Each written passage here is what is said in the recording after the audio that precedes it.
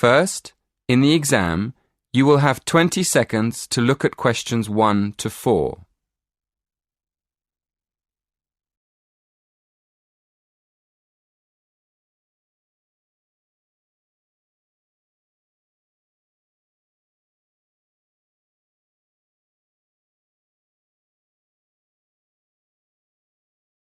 Listen carefully and answer questions 1 to 4.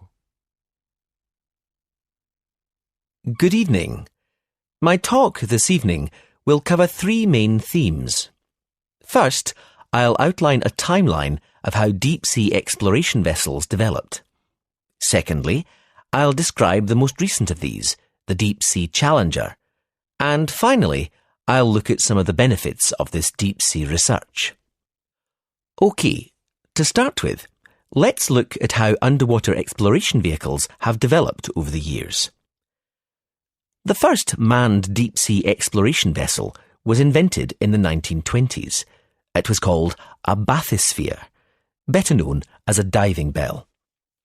It was basically a round metal structure with windows with just enough room for 2 men to sit in. And it was lowered into the ocean on a cable. The first descent in the diving bell took place in 1930, and in 1934 it went down to a depth of nearly 1,000 metres, which was impressive for the time. The problem with the diving bell was that it had no power of its own, and there wasn't much room for the researchers to move around. So, the next development after the diving bell was the bathyscaphe, a small manned submarine invented in the 1940s. The difference between the two was that the bathyscaphe had its own power source, which allowed the scientists to investigate in the depths of the ocean more freely. A bathyscaphe called the Trieste reached a record depth of 10,000 metres in 1960. Since then, a new record has been set by James Cameron, who descended to a depth of 11,000 metres for the first time in 2012. Before you hear the rest of the conversation, you have some time to look at questions 5 to 10.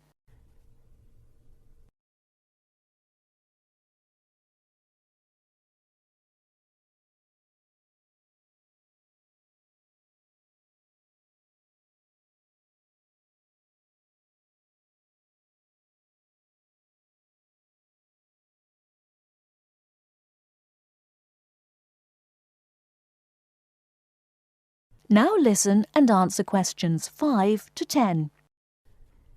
So let's move on now to look at the submarine that took James Cameron so far down into the ocean. If you look at the drawing of the Challenger, you can see the pilot's chamber at the very bottom of the submarine. It's a very small section where the pilot sits and controls the sub and all the equipment on it. Now let's have a look at how the submarine is powered. Going up from the pilot's chamber, in the middle of the sub, on the right-hand side of the drawing, you can see a whole section covered in batteries. They provide the power source that takes the sub all the way to the bottom of the ocean and back up to the surface again. Next to that, there's another important part of the sub. You probably realise that there's no light at the bottom of the ocean, so the sub needs to take its own. If you look at the back of the sub, in the middle, just next to the batteries, you can see the panel of lights. They provide the light for filming and taking samples from the seabed. And one more part of the sub, which is important for navigation and to stop it spinning out of control, is the large fin at the back. You can see it at the back of the sub at the top of the drawing. OK, to conclude my talk, I'm going to ask a couple of questions. First, what is the purpose of this deep-sea exploration? And second, is it worth the expense? I think one of the justifications for spending so much money on this kind of research is that it allows scientists to understand more about the surface of the Earth. For example, how it was formed and how it behaves. This could have important consequences for predicting earthquakes and saving lives through early warning systems. Another reason this type of research is considered valuable is that by exploring unknown parts of the ocean, we increase our knowledge of the availability of minerals for industry. And obviously, this could lead to huge commercial advantages. So, the answer is yes. In the long run, this kind of exploration can benefit both the ordinary population and industry. That is the end of part 1. You now have half a minute to check your answers.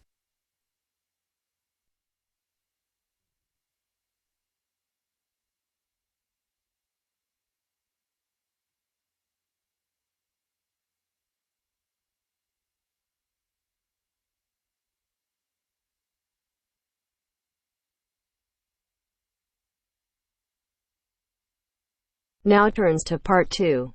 Part 2. You'll hear a radio program on the process of making beer. First, look at questions 11 to 14.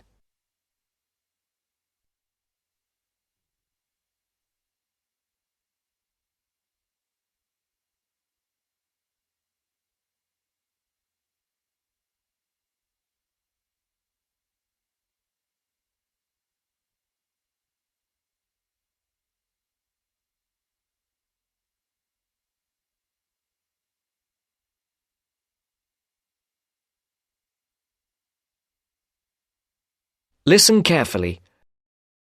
Hello and welcome to Gourmet Evening, and this week we're looking at the world's popular beverage, a great favourite today, beer.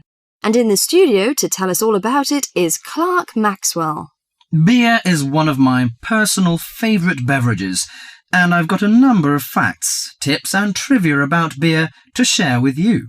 So, who invented beer and when? What is beer made of?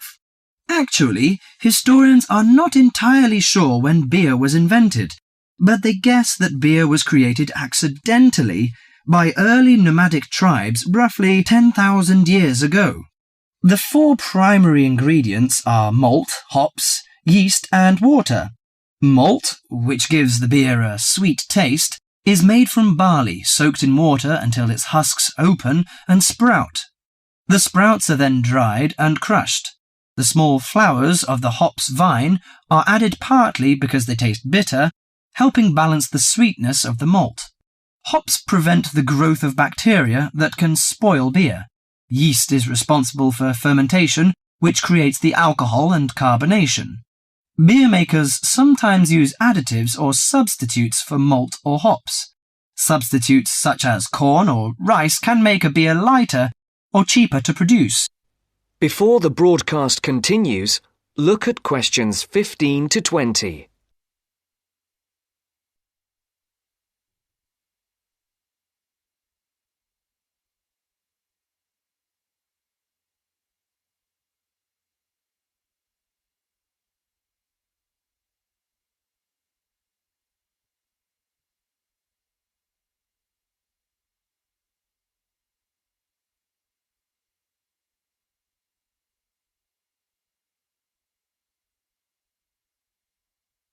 You will now listen to the second part of the talk. Adding fruit gives beer a fruity taste. Beer is not high in alcohol, as we know. The lowest type, light beer, contains no more than 2% alcohol, and the highest may reach 6%. Other drinks such as wine are more alcoholic. Wine contains 8 to 20% alcohol. But that is not to say drinking beer is no danger at all. Like all alcoholic beverages, beer can make it difficult to drive and think clearly. Excessive drinking can also lead to liver damage, high blood pressure, stomach ulcers, and other health problems. However, beer also helps prevent some health problems when consumed in moderation. Beer contains a moderate number of vitamins and minerals. Studies have shown that small amounts of alcohol can reduce the risk of heart disease. Beer also contains selenium, a mineral that promotes bone growth and helps reduce the risk of osteoporosis. I suppose many of you think beer can give you a beer belly, but you are mistaken. Genes determine how fat is deposited. No food or drink can create fat deposits in specific areas of the body. As with all foods, the more calories you consume, the more likely they are to be stored as fat and cause weight gain. Beer contains no fat and averages 150 calories per serving. Well, one more thing. Pay attention to the storage and containers of beer. They will affect its taste. It's a mistake that the taste of beer improves with age, like that of some wines. Beer is a food product that will eventually become stale. It should be stored in a cool, dark location before consumption. And the colour of a bottle can influence the flavour. Brown bottles block out light that reacts with the hops, which could damage the flavour.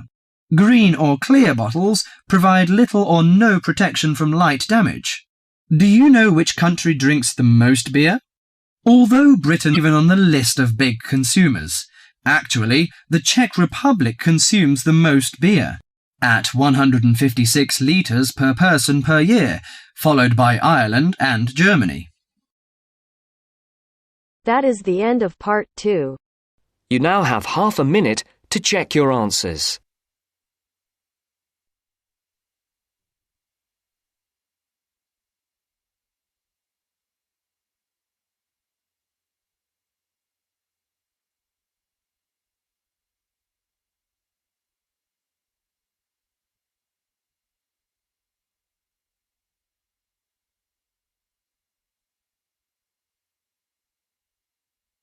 Now turns to part 3.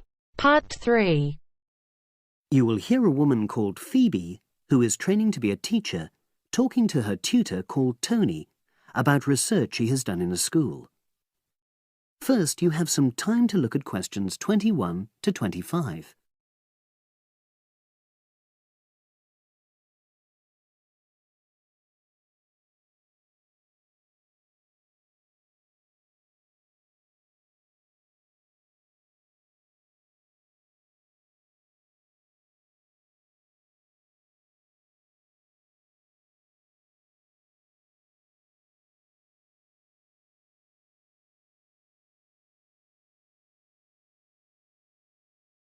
Now listen and answer questions 21 to 25.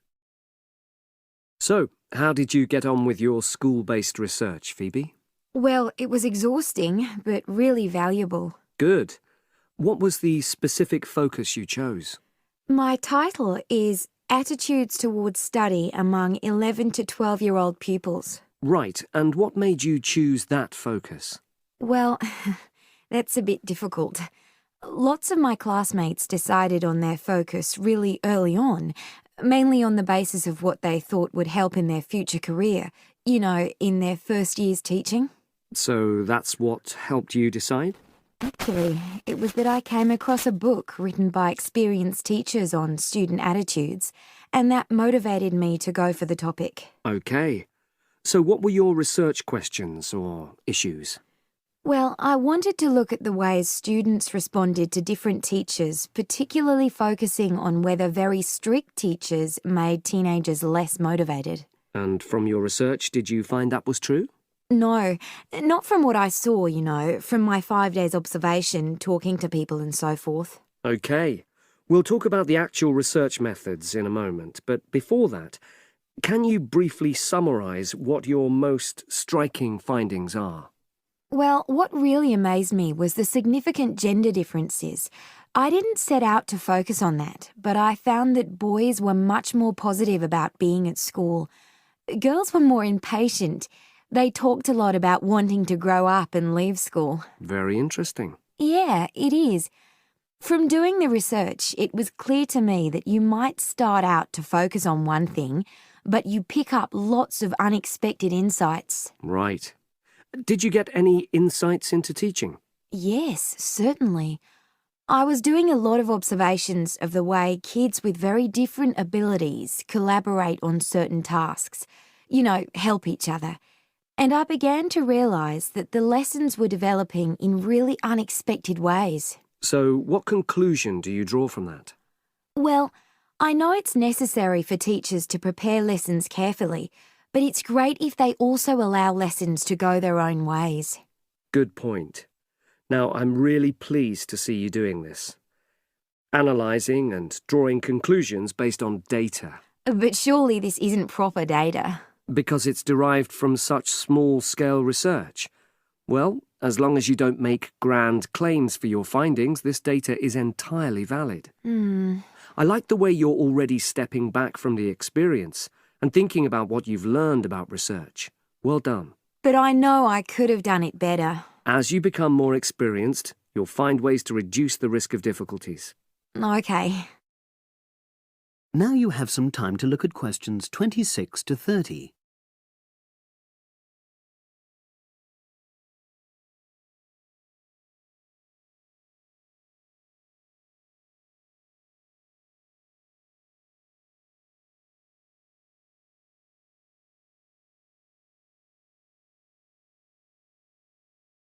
Now listen and answer questions 26 to 30.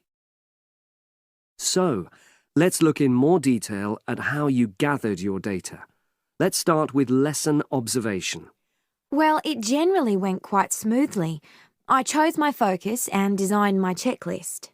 Then teachers allowed me into their classes without any problems, which surprised me. It was afterwards that the grueling work started. Yeah, it's very time-consuming, isn't it? Making sense of analysing your observation notes. Absolutely. Much more so than interview data, for example. That was relatively easy to process, though I wanted to make sure I used a high-quality recorder to make transcription easier. And I had to wait until one became available. Right. And did you interview some kids as well? In the end, yes. I talked to 10, and they were great. I'd imagined I'd be bored listening to them, but... So it was easy to concentrate? Sure. One of the teachers was a bit worried about the ethics, whether it was right to interview young pupils, and it took a while for him to agree to let me talk to 3 of the kids in his class, but he relented in the end. Good. What other methods did you use? I experimented with questionnaires, but I really regret that now. I decided to share the work with another student, but we had such different agendas it ended up taking twice as long. That's a shame.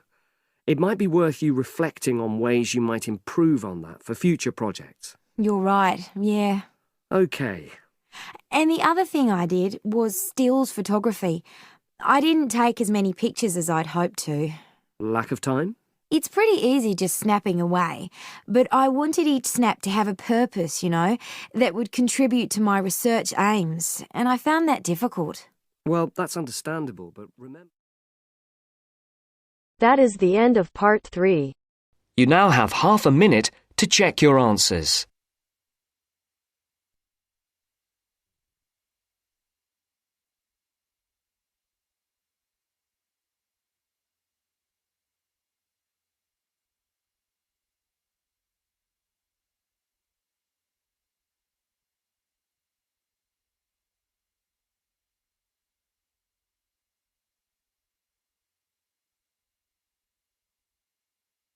Now turns to part 4. Part 4. Here you'll hear a conversation at the counselling service. First, you have some time to look at questions 31 to 40.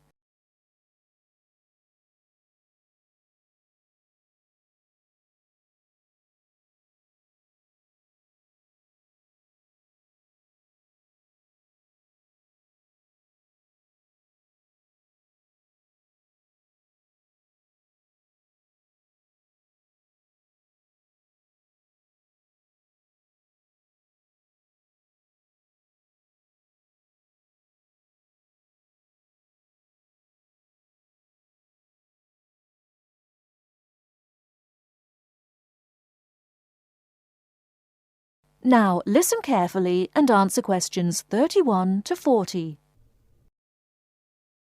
Hello, sit down, please. Thank you. Well, I heard about your counselling service from a friend, and I was really interested. I'm a new student and I don't know how you work, and... Well, the primary task of our service is to enable you to become more effective in your life, inside and outside the university. I think counselling is valuable if you're feeling that your life has become out of balance in some particular way.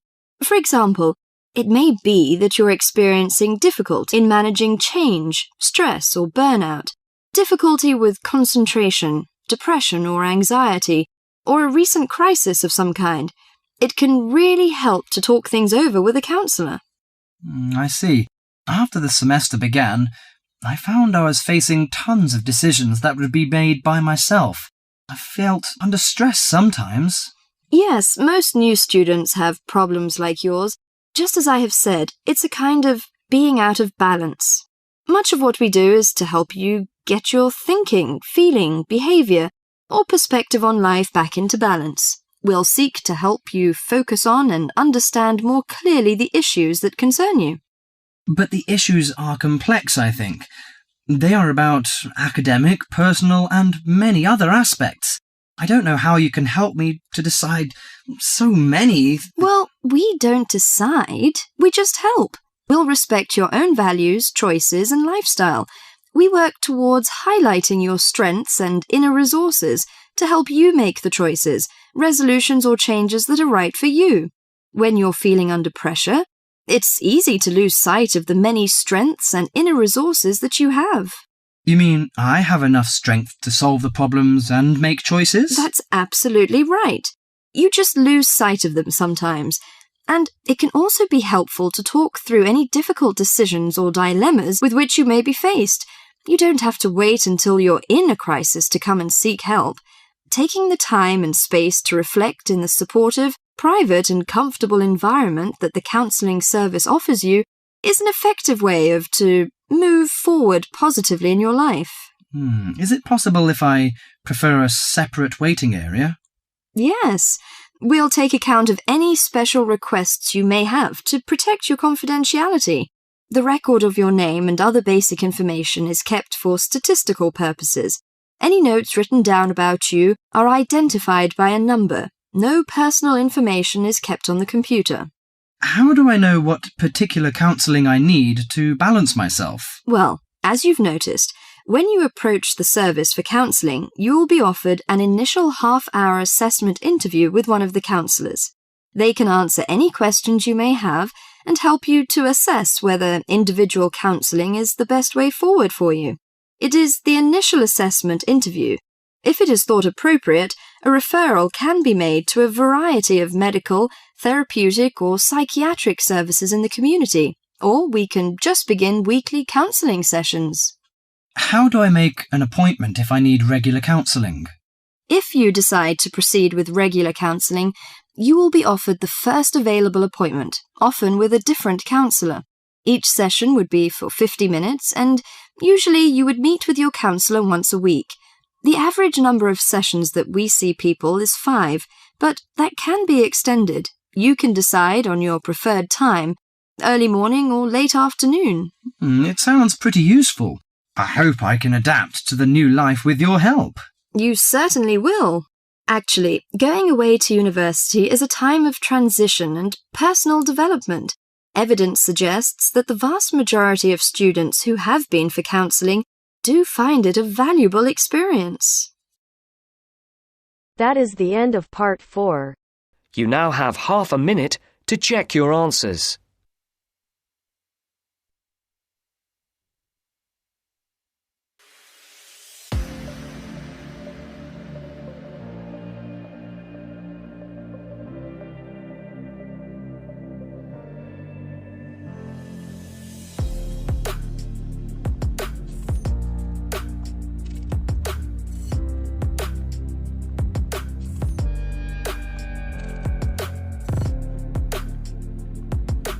That is the end of the test. You now have 10 minutes to transfer your answers to your Ielts listening answer sheet.